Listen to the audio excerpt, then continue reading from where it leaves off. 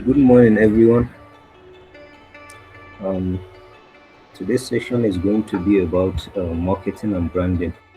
So, our first speaker is going to be Elizabeth Ogunse, which is a global tech and product marketing leader specializing in fintech, cross-border payments, digital banking, and other stuff. And she's the first female uh, president of ADM ARP, and she currently works as a product marketing manager at Sterling Bank, and she's co-founded the FinTech Africa platform, reaching 200,000 readers, and advocate for women in technology and products and growth.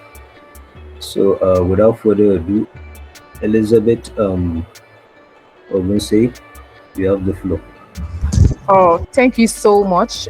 Please confirm you can hear me and you can also see me right now. Yes, Can we you hear can. me? All Yes, right, we can. great. Good morning, everybody. I'm just going to quickly share my screen, and trust me, I'm not going to take too much of your time. I'm going to ensure that this is worth your time, and so that we can quickly move. Yeah. Please, can you see my screen? Can you see my screen? Yes, All yes. right. All right, great. Good morning once again, everybody. Thank you for having me. I'm quite excited and I'm glad to be here because I was here in 2024. I think talking about almost similar topic, and it was quite a great reception. So I'm just going to, as much as possible, ensure that I do not take too much of your time. So my focus, so I'm going to be focusing my half of one question on how do you build a brand people trust? At a time when AI can produce more marketing content than any of us can read. I want you to think about that question as you go with me in this journey. I'm going to move quickly through things because honestly, because of time for questions, answering, and all of that. But everything I'm going to be sharing today, um, I've actually done it, you know, hands on, Subify, Sterling, Boomplay, Reliance Health, FinTech Africa, all of this I have done myself.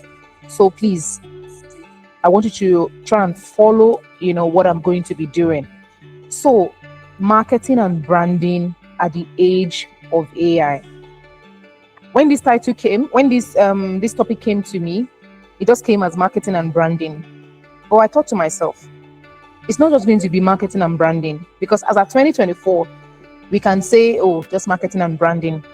But how do you market and brand yourself in the age of AI? So I had to intentionally, deliberately add the age of AI because I particularly think that most of the marketing advice a lot of people get right now is either stuck in one or maybe two extremes, either ignore AI, focus on the relationship, or AI changes everything, then throw out the old rules. But the truth is, neither of it is true. So what I'm going to be showing you today is how to build a trust first brand. How to build a trust first brand, that grows across African markets. I'm a Nigerian, but the truth is I've marketed across Ghana, Kenya, Tanzania. I'm going to be speaking in South Africa in November. So my experience is not limited to just Nigeria as it is. And that's why I'm saying across African markets. And that's because how does AI also, genuinely help you do what you need to do to grow, to build that trust first brand versus where it currently works against you. Now, moving quickly, I know you already said about me already, but this is majorly who Elizabeth is. But outside of all of this, I'm really just everybody, I'm really just a person. I like quiet time. I go to the gym. I like to read books. I like to learn a lot. One of the things I do not play with is learning, because I feel like personally, for everything you learn, there is something it can help you solve, or there is something it can help you do. So I'm not going to be dwelling on this, but I just wanted you to meet who Elizabeth is, before I move on. Now, what am I going to be um talking to you about quickly? The first thing I'm going to be speaking on is on brand identity in a trust economy, the trust versus touch, where AI can help you, and where you as a person decide. Talking on the trust first growth, how do you apply it? I'm going to be also be speaking on the digital essentials you need for your business for 2026, 2027 as we go into it, because we have just September, October, November, we have just 4 months, you know, into living this year. Then your customer acquisition, that's Africa's referral advantage, and then measuring what matters. Please still confirm you can hear me, because I can't see my screen right now based on I'm sharing this. Anybody? We can hear you. We can hear you. All right, thank you. Please, for anytime you can't hear me, please call my attention to it so that I don't just keep talking. Thank you so much. Now, let me start with a definition, because I particularly think that the word brand gets thrown around very loosely. Your brand identity is not your logo. It's not your color palette. It's the sum of everything you have promised a business. Whether you can keep it, whether you can break it, your brand identity is the sum of every promise your business make and keep. Do you understand? That's what your brand identity is. Now, here is the number that matters on your screen right now. Roughly 80% of consumers say that they need to trust a brand, before they can buy from it, not after. People would not buy from you if there is no anatomy of trust first, or referral, or maybe they heard you somewhere, or maybe they read a review somewhere. Trust is not a reward for good marketing, because you can do marketing a lot, and if people do not trust you, they are definitely not going to purchase your products. They are definitely not going to even, look at you twice, before they move on from you. So I see when people say they've spent a lot of money on marketing, and they're not making sales. Sometimes ask yourself, do people even trust me? Do I have what will make them trust me? We'll get into that as I move forward. Now, I was saying that the reward for good marketing is not trust, but it's a prerequisite. And for brands that stay disciplined, consistent about who they are, meaningfully, they have very high revenue. And now we're talking about a 23% lift, as you can see on the screen, associated with that kind of consistency. Now, here is the Africa specific piece that I need you guys to hear from me right now. And this comes straight from AdMap. 2026, in our markets, WhatsApp community groups, word of mouth, they do not function as a separate channel anymore. They operate as one ecosystem. A customer's trust does not just live in the ads that you do. It lives in what their cousins say about you in a WhatsApp group, in a community, on Twitter, on your Google business profile, and the like. So here is the line I want you to leave this slide that I'm currently showing you with. Every decision you make, your name, your tone, your pricing, how you handle a support complaint is a trust decision before it is a marketing decision. I'll say that again. Every decision you make as a business owner, as a founder, as a marketing person, as anything that you are, your name, your tone, your pricing, how you handle a support complaint is a trust decision before it is a marketing decision. Now, I'll move quickly into the next slide, which I call the Elizabeth framework. This is a framework I wrote myself. It was even published on, I think, Vanguard or something. And this is based on what I personally experimented, not something I just saw somewhere or anything. Because, like I said, most of what I'm going to be talking about is based on what I have done. Now, this framework I use myself. And I think that it's a single most useful mental model right now. If you're a founder, if you are just a marketing professional, an entrepreneur, you know, anything that you're trying to figure out how much AI to lean on, how much do I use AI? How much do I depend on AI? The rule I believe in is very simple. AI handles your structure and your speed. As human, your judgment handles the cultural intuition and trust.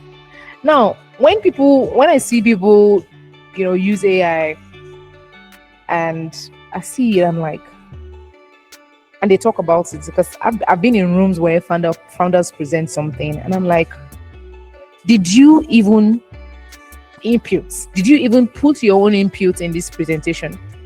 Did you even talk to AI? Or you just asked it, do this for me?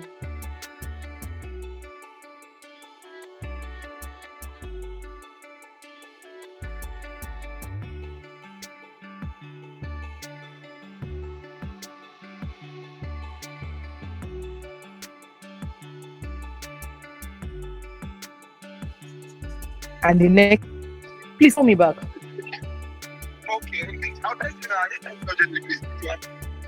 All right.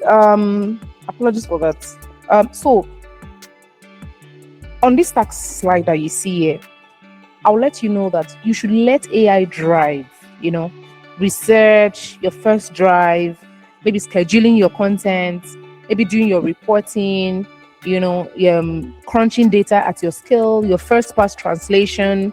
These are things AI is now genuinely very good at, There is no point doing them by your hands anymore because, why not? There are even agents that would, help you do these things that would do it very well. But on the touch side, this is where you keep your hands on the wheel, because you need to let AI know your tone. AI cannot know your tone more than you. AI cannot know your cultural nuances more than you. It is very important we take note of this. I've seen a lot of people, entrepreneurs, founders, professionals make that mistake. Because timing, knowing when not to post something or when a promotional message will land badly, given what's probably happening, in news that week, AI does not know that thing. You will know it because you are the person in that community.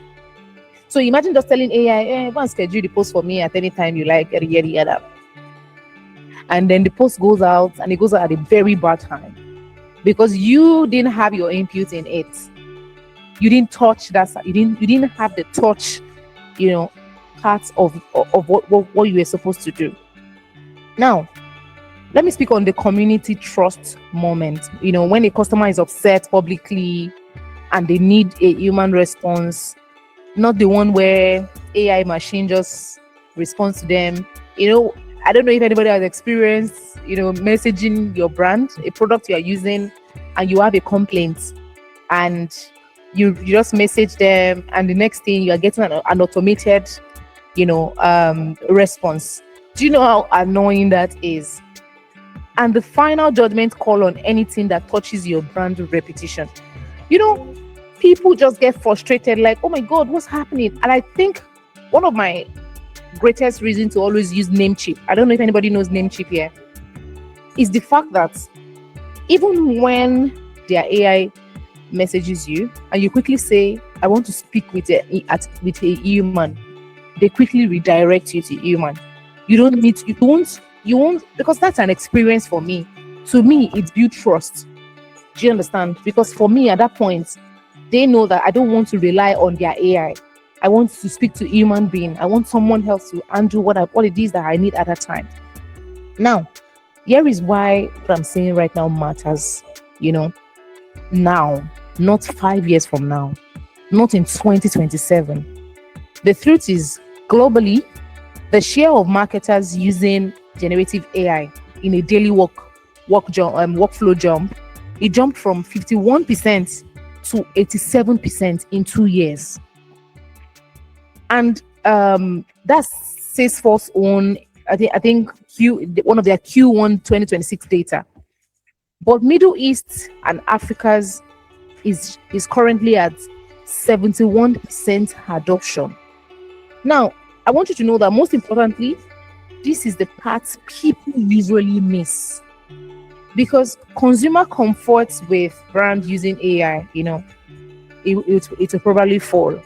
Because I remember wanting to patronize a brand, and when I go to their page, it had a lot of AI generated content.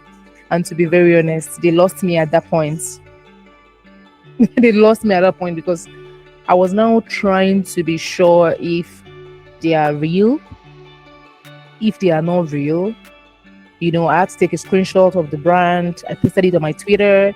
If anybody has patronized them before, because it didn't just make sense to me that this page has, those AI content all over it. Because I felt like if they are real, I mean, it means that it should have a touch of human, in it. And that's where this framework comes in. As much as you're giving AI the task, as human, you need to be able to touch it. Very, very important. To build your brand in this digital age, in this AI age, don't just leave it to do the work for you. While you are giving it the task to do, please touch it yourself. Let it have your tone. Because the truth is, if we're being sincere, in Africa, we have different cultures. If you don't feed it to what your target market feel, what they understand, how they understand things, you're going to lose people. And that's not what we want. And that's why we're currently here.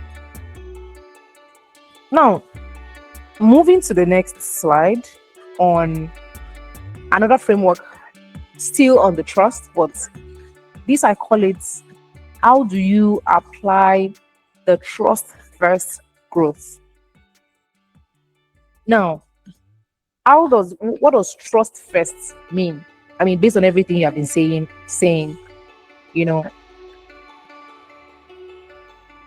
because the truth is, trust first actually show up in your day-to-day growth work. And you might not know, but these are 3 ways it shows up. 1, consistency before you scale. I was saying something about your tone, your cultural nuances, ahead.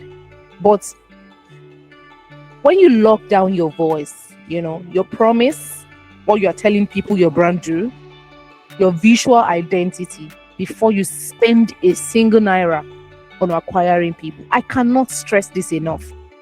Inconsistency is the fastest way to lose trust in people. And like I said, an example again, I went to a brand, I saw their page, I was seeing a lot of AI content.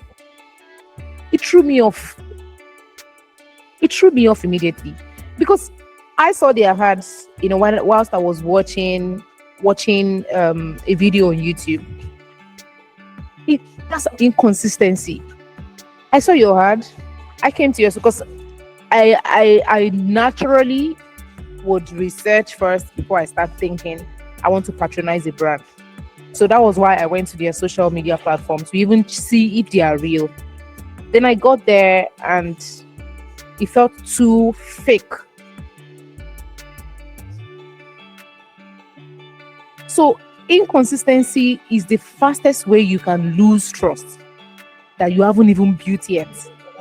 So if your brand feel different on Instagram than it does on your website, than it does on your WhatsApp community, when somebody calls your support line, you know, it means you are leaking every single trust that you have. And you are losing people. You will lose people like me. Actually, maybe because I pay attention to a lot of things, maybe because that's my field. Do you understand? So to me, it's like if I don't buy from you here, I'm definitely going to see someone else to buy from. That's one. Two, your community before campaign. You want to build the room people actually want to be in. First, build the room people actually want to be in. Because a campaign can amplify a community that already trusts you. Sustainable Africa, for instance. If people don't trust them, they won't be in this room. They built consistency. They built a community that people feel like they should be there. Like I said, I was here in 2024. I'm here again in 2026. Consistency, community. But you can't. Is somebody talking? Is somebody speaking? Usman, sorry. Usman, can you please mute your mic? Can anybody hear me? Is somebody speaking? Yes, we can hear you, ma. Oh, okay. We are with you, ma. All right. You can continue. All right. You cannot manufacture trust from nothing, because if you are running ads into a community that does not even exist at all, it means that you're pouring water into a bucket with no end, or a leaky bucket, and you don't want to waste money. Especially for small business owners, startup founders, you don't want to pour water into a bucket that is leaking. Now, the third thing on how to do this trust first is referral before reach. I was telling someone recently on a Twitter space that I was invited to come and speak. I said, genuinely, one of the things I personally feel like people are still missing out is referral. I'm not saying buy one, get one free, buy two, get two free. No. I'm saying a referral that someone can say, Elizabeth, I just got this thing somewhere and it was a really good product. I think you should try it out. That's referral. And they only told me that because they built that trust. The brand already built that trust. Now, a recommendation from someone's own network will convert before a stranger ad. It's fact. Word of mouth. As much as it might not convert a lot, because it's a one-on-one thing. But if someone wants to sell me this one bottle water, physically, maybe they say it's miracle water, they say it's water that heals the sick and raise the dead, they will sell it to me physically faster than they will sell it to me online. Because online, I'm still doubting if you are even real. I'm still trying to read a review. I'm probably going to go and be looking for a review of yours somewhere. I want to know if people have even used you before. But because someone is telling me this physically or one-on-one, it's easier for me to say, oh, okay, it means that you've used it before. It is a very quicker way for me to know you've used it. And then, do you understand? So you need to define and design your referral way very early. Don't make it an afterthought.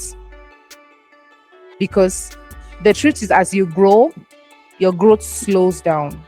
And once it slows down, it is what people are saying about you, about your product, that will work for you. And that's one thing I'm going to show you exactly what it looked like for us, in Subify, in the couple of slides.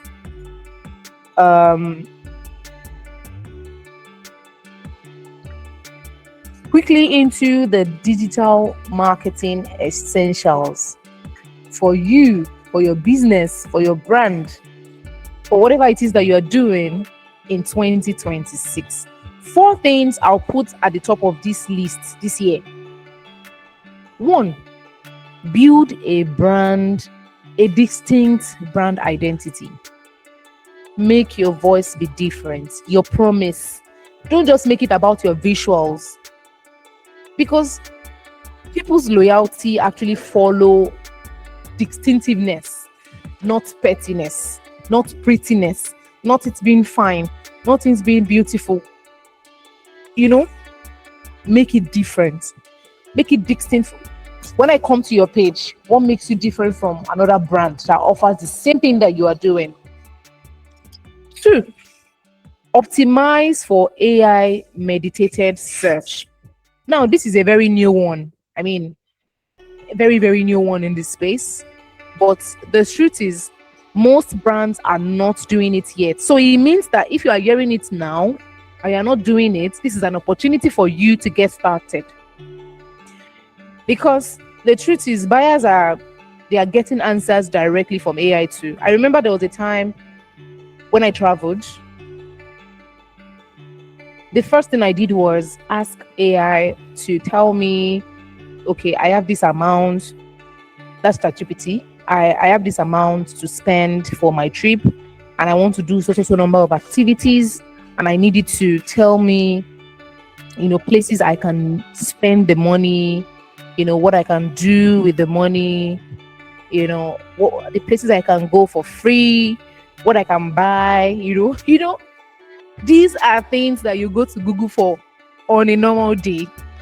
I mean, these are things you go to Google for. So imagine me asking AI those things and your brand comes up. Do you know how interesting that is? It means, like, once again, if you are not doing this, if you are not optimizing, AI, your products for AI meditated search, you are wrong. You are very wrong. And for this, it means that your content needs to be structured to be quoted by an AI system. It's not just, to be ranked by a search engine. It needs to be clear, it needs to be direct, well organized answers to real questions, that when people search those things, it gets pulled into AI response easily. 3, go where discovery already happens. Now, where does discovery happen? In our markets, discovery is like a social fest, maybe WhatsApp, Reels, community groups, not paid feeds. People meet where they are already, instead of trying to drag them to somewhere new. I remember there was a product Meta released sometime. There was a product. There was a okay. There was a product Meta released that they asked people to start moving there. It was quite hard, for a lot of people to start moving there, because they already trust Instagram, they already trust Twitter, they already trust a lot of this product. So it was really hard, for you to start getting people to another space. So go where the discovery already happens. There is TikTok, there is Twitter, there is Nairaland, there is this, go to these places. Don't start looking for new places. Don't start telling people, oh, I want to do this. I want you guys to move to this place with me. Truth is, people are not loyal to a brand. You need to know that now. They will only move to places that are convenient for them. And the fourth one that I'm going to be speaking on very importantly is that think in the ecosystem and not campaigns. Your payment platform, your logistic partners, the creators you are probably going to be working with, these people, they shape how people perceive your brands. Because the truth is, growth compounds through the system you are working with, not through one campaign you are building, one ads you did, one Twitter space that you did. No, your growth actually encompasses of every channels you use as a business owner. Now, I want to quickly run through. Okay, I think we're almost done. Just 2 slides more. Let me just quickly speak on the customer acquisition. That's the Africa trust economy. Let's speak on numbers, because the truth is, I want you to see the size of the opportunity we are talking about, the size of the opportunity you can still get in right now, that you can still win in. There are over 290 million mobile money accounts across sub-Saharan Africa right now. And that's not a future audience. This is the addressable audience. These are payment-ready audience that exist today. These people, they are ready to pay you. They are ready to patronize your business. It's not maybe they'll patronize me tomorrow. And Nigeria's social commerce market alone is worth about 12.4 billion this year, and it's growing roughly around 13% annually. And it is being driven overwhelmingly by chat-based, word-of-mouth selling, and not just ads. I need you to note that very well. Influencers, word of mouth, among fashion, beauty, about 30% in a single year. And that's because brands are catching on what their customers already know, because they know that recommendation matters. As much as you think that a lot of brands are using influencers, they're spending a lot. I have patronized a brand soap because I don't know if you guys watch Big Brother Niger here anyways, but someone I love in Big Brother Niger, Messi AK, because she did an ad for a soap brand, I started using that soap. Unknowingly, I don't even use that soap on a normal day, because I love this person and she recommended the soap. Do you understand? That's why I said whatever you are building, it encompasses of everybody in your environment, in the ecosystem you're using. Now, here's the part I'm very proud of, and this is not theory. I didn't read this somewhere. At Subify, a product I currently head and co-founded, we acquired over right now we launched in January. We've acquired over 2,000 users and about 600 in our community. And I can tell you guys for a fact that these users came through some viral referral loop, because the truth is we haven't spent money on ads right now because we're a startup. So right now we've just been running on organic. Do you understand? We've just been doing organic right now, at least for now, till we start getting investments and the likes. But the truth is, that is what trust economy model is, and that is where we apply it, not as a slide, but as an actual growth engine that moves the real number. People are able to tell other people, oh, you are looking for CapCuts. I know a platform that you can share CapCuts instead of looking for it up and down and paying for yourself. You need ChatGPT. Don't need now. You can get it on Shopify, for a fraction of money. Somebody is there asking, I need to do Canva. I need Canva. No, don't be looking for Canva. Shopify has Canva. All you just need to do is you will share with other people. And it's easy for you. You don't have to be paying the money monthly. This is what people are saying. Do you understand? This is real life, what people are saying. Referral. The time we did a one ad was, I think, in February, when we were in a competition. They wanted us to build a quick practical session on how do we propose we want to market to people, how do we want to sell a product, something like that. So they wanted us to do that. So we had to run ad during that time. Now look at February till now. We've done roughly about 100 million in transaction process. These people came organically. They came through referral. I've been in WhatsApp group where somebody does have, I need this is a product, and somebody say you get it on Shopify. I was so impressed because this is a product we just launched in January, So that's why it's very important to ensure that you grow your referral. And you cannot do that except people trust what you do. Quickly on this slide, just how do you measure what matters? Because trust first sounds very good on a slide. Because, yeah, why not? But if you cannot measure what you are doing, you cannot defend your budget anywhere that you are in. You cannot defend your budget in front of an investor.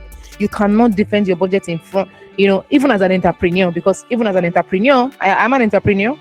I have an entrepreneur as a sister-in-law, and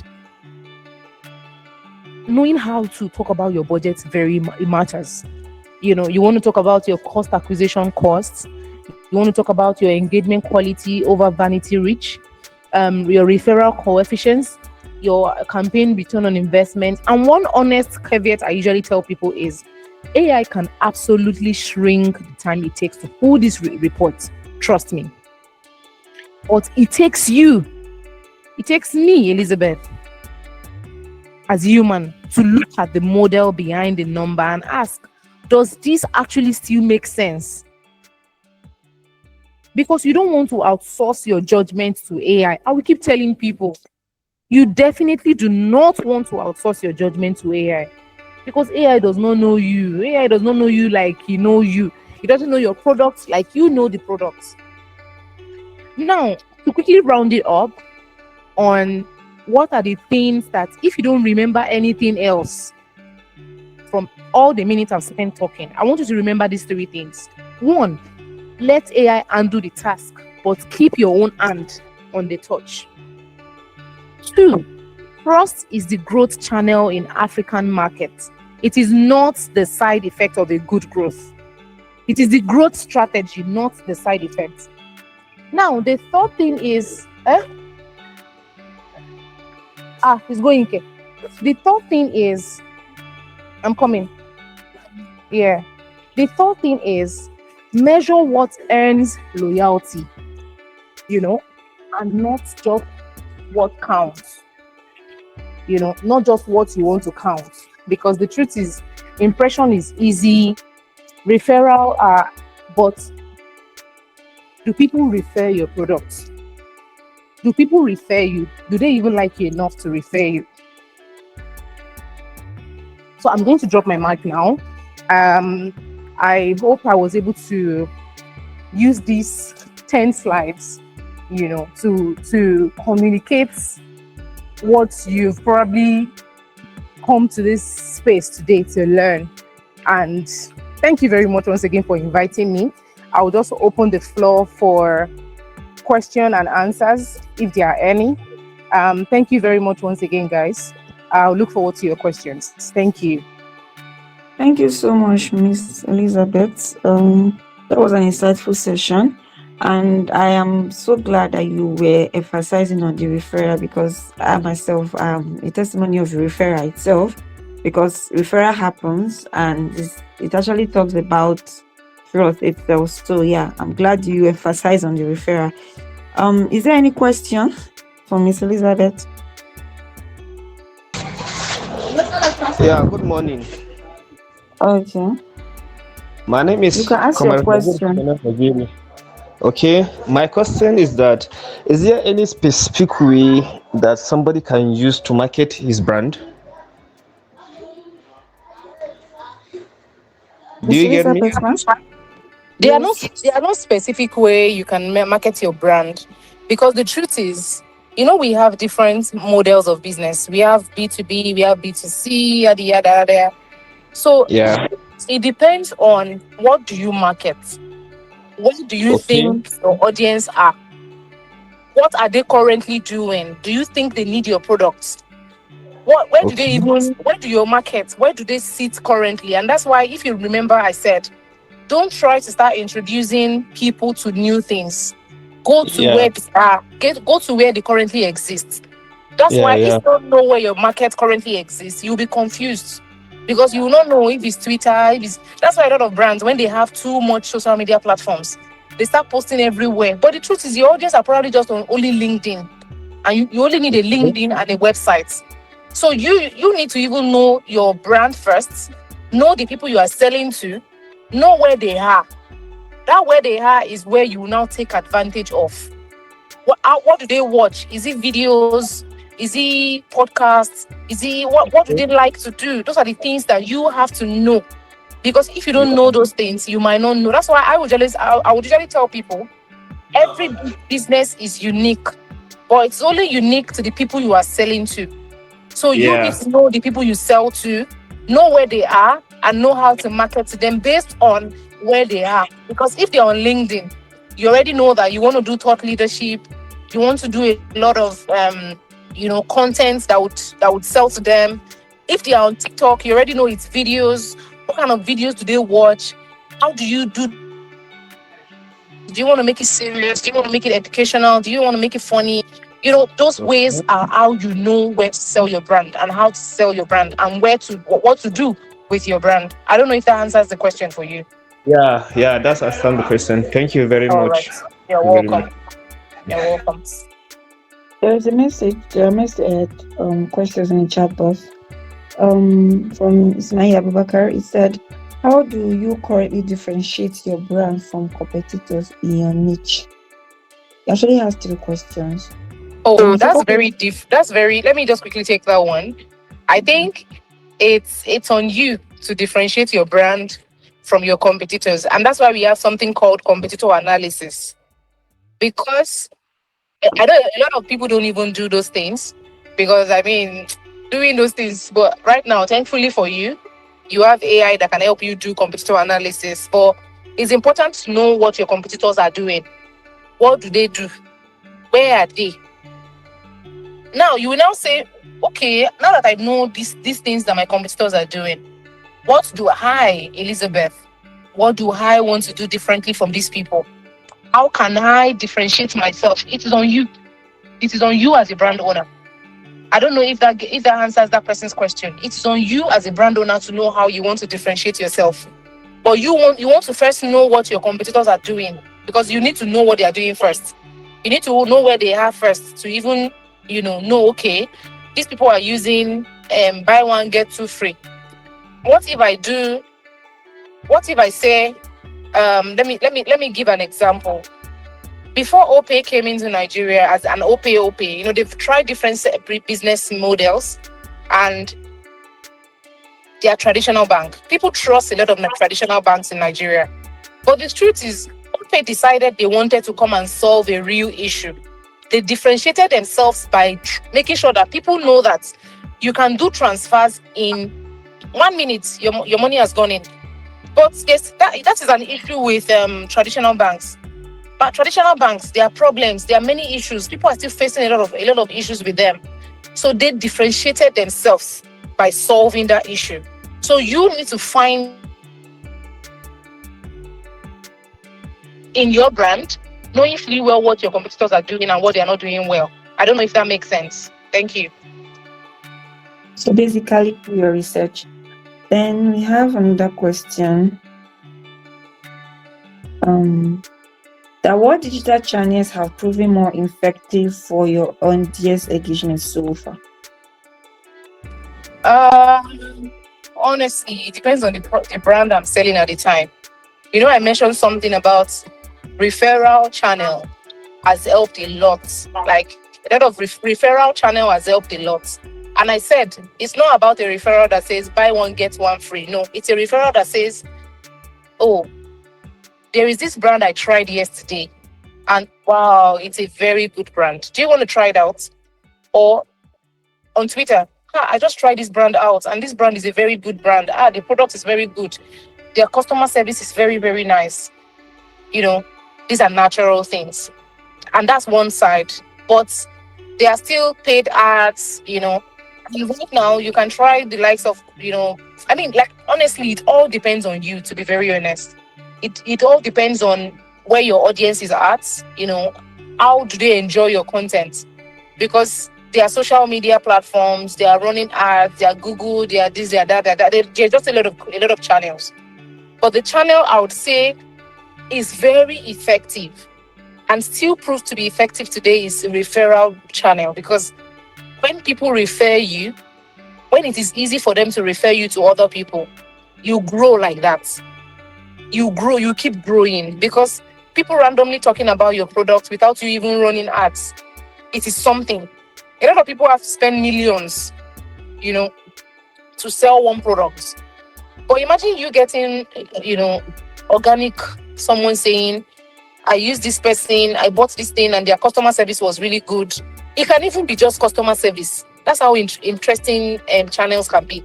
It could be your customer service channel that's, made you very, very good to people. So anything you are selling, whatever channel you want to use, boils down to what you're doing. But most importantly, define your referral. Let people be able to refer you. And doing those things depend on, the experience they get from you. Thank you. Thank you so much, ma. Thank you. Is there any other question? Anybody wants to take a question? Ask a question. It's Elizabeth still with us, and we still have just a few minutes left.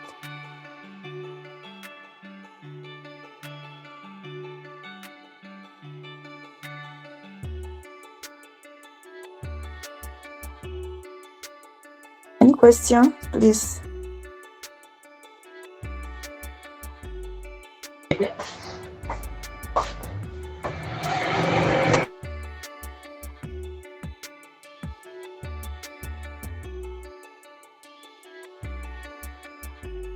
In the absence of no questions, thank you so much, Miss Elizabeth. And I believe we all understand what Miss Elizabeth has said today, and I hope we all apply it to our businesses, to ourselves as well. So in the absence of no questions, I think this is we'll call it a day, and see you next time, same place next week. Thank you.